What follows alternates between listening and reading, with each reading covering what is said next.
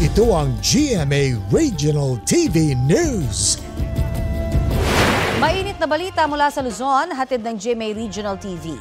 Patay ang isang pedestrian nang mabangga ng bus sa Gumaca, Quezon. Chris, ano ang detalye ng pangyayari?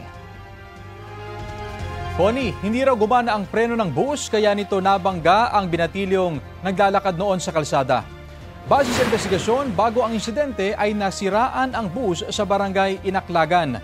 Nagtulungan ang mga pasahero nito para itulak ang bus at nang mapagana, nawala naman umano ito ng preno hanggang sa magdire-diretso sa bangin. 17 sa 29 na sakay nito ang sugatan.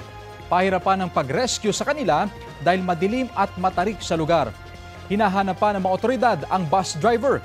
Sinusubukan pa naming kunan ng pahayag ang pamunuan ng bus.